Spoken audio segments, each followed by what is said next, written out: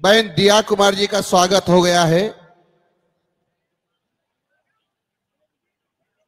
मित्रों, में चर्चा कर रहा था कि कुछ लोग पूछते हैं कि माननीय प्रधानमंत्री जो नरेंद्र जी मोदी हैं उनको तीसरी बार प्रधानमंत्री क्यों बनाएं। तो उसका जवाब आपके पास है। आज से 500 वर्ष पूर्व बाबर ने अयोध्या में भगवान राम के मंदिर को तोड़ा था। तब से हमारे पूर्वज लगातार मंदिर का पुनर्निर्माण की बात कर रहे थे, कोशिश कर रहे थे, संघर्ष कर रहे थे। लेकिन आपको जानकारी है, हमारे पूर्वजों ने 78 युद्ध लड़े अंग्रेजों और मुगलों से, और उन अंग्रेजों और मुगलों ने, दुष्टों ने हमारे 3 लाख लोगों को, यानी राम भक्तों को गोलियों से भून दिया। हमारे पूर्वजों ने सोचा था जब हमारी स्वदेशी सरकार आएगी तब भगवान राम का मंदिर उनकी जन्मभूमि पर अयोध्या में बनेगा। हमारी स्वदेशी सरकार भी आई, लेकिन उस सरकार दुर्भाग्य से कांग्रेस की थी। उसने भी वही किया जो मुगलों ने किया था, अंग्रेजों ने किया था। हमारे कार सेवकों को गोलियों से भूना, उनको मार डाला। हमारे कई कार सेवक शहीद हो गए। मित्रों, आपको जानकारी है, ये कांग्रेस राम भक्तों की हत्यारी पार्टी है। और जो सन 1967 में हमारे देश के संत दिल्ली में इस बात के लिए गए थे कि गौमाता की हत्या पर पाबंदी लगाइए, तो उस समय की कांग्रेस ने 400 संतों को गोलियों से भून करके मार डाला था। दिल्ली की सड़कें लाल हो गई थी, खून बह रहा था।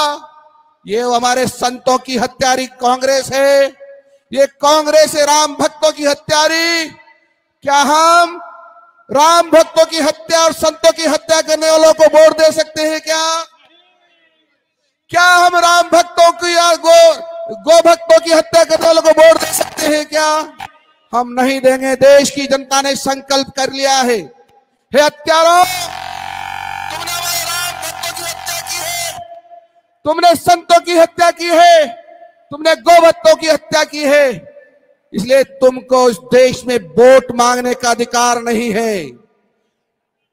तुम तो आतंकवादियों के प्रतिनिधि हो, और इसीलिए तो आतंकवादियों को तुम जी कह करके बुलाते थे, सम्मान से बोलते थे, और सुप्रीम कोर्ट का दरवाजा भी उनको बचाने के लिए तुम रात को 12 बजे दरवाजा खटखटाते थे। ऐसे लोगों को हम वोट कैसे दे सकते हैं?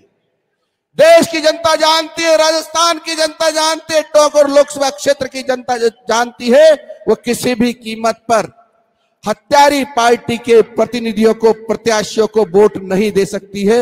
ये संकल्प हमने ले लिया है। मित्रों, हमारी सरकार आई, माननीय नरेंद्र मोदी प्रधानमंत्री बने, भगवान राम का मंदिर बनना प्रारंभ हो गया, बनकर पूरा हो गया। 22 जनवरी को भगवान राम उनकी जन्मभूमि पर बने भव्य मंदिर में विराज गए हैं, और देश में पूरा राम की बाढ़ आ रही, राममय हो गया पूरा देश। और जहां राममय हो जाए वहां राम विरोधियों को वोट कैसे दे सकते हैं? इसलिए किसी भी कीमत पर जो माननीय नरेंद्र जी मोदी ने, देश की जनता ने लक्ष्य तय किया है कि 400 पार, तो 400 पार होगी। और कांग्रेस से आर पार की लड़ाई क्या, ये तो पार पार की लड़ाई होगी, आर पार तो जा ही नहीं सकती। इसलिए मित्रों, ये भ्रष्टों लोगों की सरकार है। यहां बैठे अनेक युवा जिस बात को जानते हैं कि किस प्रकार से अशोक गहलोत की सरकार के कारिंदों ने हमारे पेपरों को बेचा था। परीक्षा में आए हुए पेपर खुद ने बेच दिए, लाखों करोड़ रुपए कमाए, और आज कांग्रेस के ही कई दर्जनों लोग जेल की शिक्षों में बंद हैं, और 500 से ज्यादा लोग और जाने वाले हैं। अब अशोक गहलोत भी और डोडासरा भी बचने की जुगत भिड़ा रहे हैं, लेकिन मुझे लगता नहीं है कि ये बच पाएंगे। ये भी एक दिन जेल जाएंगे कि उन्होंने हजारों लाखों बच्चों का भविष्य खराब किया है।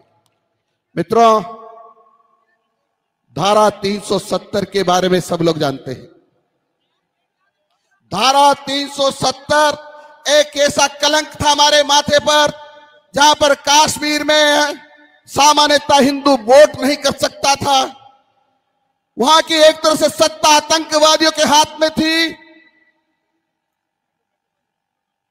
वहां किसी भी कीमत पर स्वतंत्र रूप से तिरंगा नहीं फहरा सकते थे, तिलक नहीं लगा सकते थे, भारत माता की जय नहीं लगा सकते थे।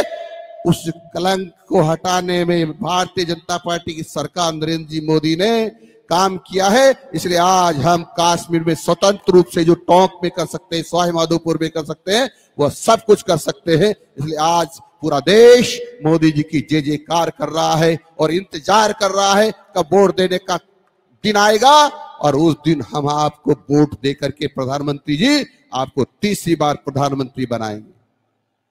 आपने देखा होगा इन लोगों को, कांग्रेसियों को, भगवान राम के बारे में कहा, सुप्रीम कोर्ट में जाकर के कहा कपोल कल्पित कल्पना है भगवान राम, इनका कोई अस्तित्व नहीं है।